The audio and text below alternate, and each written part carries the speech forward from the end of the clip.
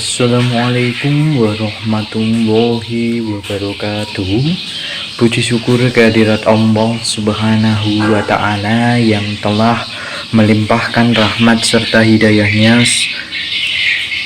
sehingga kita bisa mendengarkan ceramah ini. Sholawat serta salam semoga selalu tercurahkan kepada junjungan kita Nabi Muhammad Shallallahu Alaihi Wasallam beserta keluarga dan sahabat-sahabatnya yang kita nantikan syafaat beliau di yaumul qiyamah.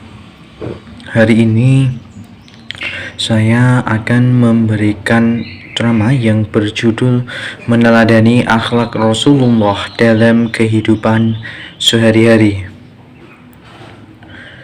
Rasulullah Shallallahu Alaihi Wasallam diutus ke dunia bukan hanya untuk menyampaikan wahyu, tetapi yang paling utama adalah untuk menyempurnakan akhlak manusia.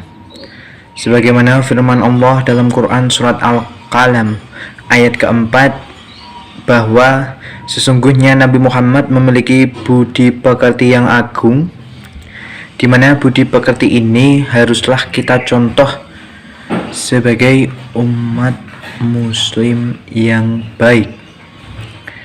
Meneladani sifat Rasulullah adalah wujud daripada ketaatan kita dalam rangka mencontoh daripada apa yang dilakukan oleh Rasulullah, meneladani setiap tindak tanduk yang dicontohkan oleh Nabi Muhammad, serta mengamalkan daripada proses yang dijalankan agar kita mendapatkan syafaat dari Rasulullah di yaumul qiyamah nanti. Akhlak mulia dari Nabi Muhammad bukanlah teori semata, melainkan praktek langsung yang bisa kita terapkan dalam kehidupan sehari-hari. Ada beberapa praktek yang perlu kita contoh dari Kanjeng Nabi Muhammad Shallallahu Alaihi Wasallam. Yang pertama, tentang kejujuran atau sidik dalam bertindak. Rasulullah dikenal sebagai Al-Amin atau yang terpercaya. Dalam hal ini, Rasulullah pada zaman dulu berprofesi sebagai pedagang. Maka seorang pedagang yang baik jangan mengurangi timbangan, jangan pernah menaikkan harga yang tidak sesuai dengan edaran yang diberikan oleh pemerintah, serta amanah dalam menjaga kualitas barangnya. Kejujuran di sini perlu kita teladani, baik dalam hal bekerja, belajar, maupun dalam perbuatan kita sehari-hari, sehingga apa yang kita contoh dari Rasulullah akan berdampak baik bagi diri kita pribadi maupun bagi orang lain.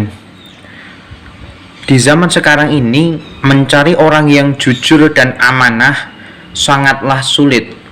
Hanya satu dari sekian banyak orang yang kita jumpai yang memiliki sifat jujur dan amanah. Oleh karena itu, ketika kita mendapatkan teman yang baik, teman yang jujur, maka jagalah teman kita, jagalah lingkungan persahabatan kita agar nantinya bisa membantu kita masuk ke surganya Allah. Poin yang kedua yaitu tentang kasih sayang dan lembut dalam bergaul. Rasulullah selalu menyapa dengan senyuman dan tidak pernah membalas keburukan dengan keburukan. Hal ini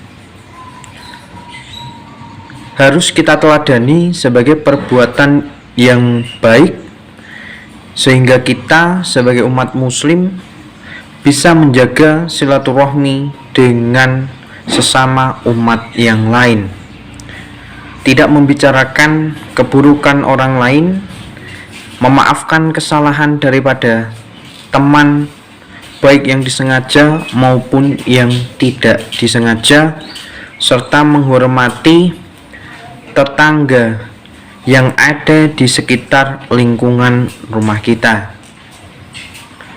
Kasih sayang di sini bisa kita terapkan dalam lingkungan sehari-hari, lingkungan kerja maupun lingkungan keluarga, sehingga akan berdampak baik dan justru menambah hasanah ilmu kita tentang kasih sayang.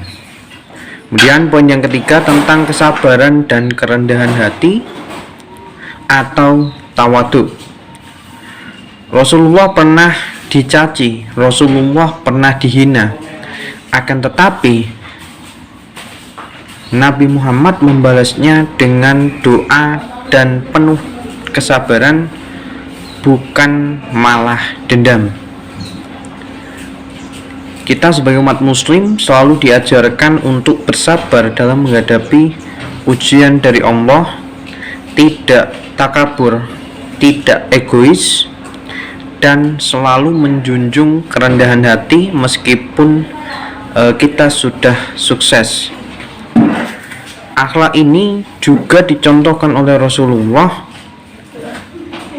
baik dalam bentuk kesabaran dan kerendahan hati, sehingga perbuatan seperti ini patut kita contoh dan kita jadikan pedoman dalam rangka menjalankan kehidupan sehari-hari, sehingga meskipun kita diberkahi dengan harta yang banyak, materi yang berlimpah, kita tetap menjadi pribadi yang tidak sombong, tetap rendah hati dan selalu menolong orang lain.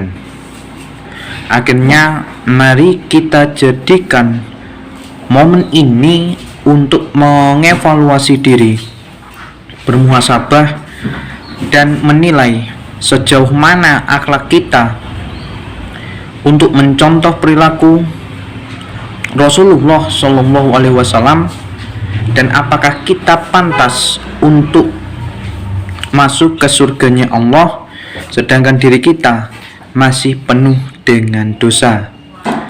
Demikian yang bisa saya sampaikan, kurang lebihnya mohon maaf.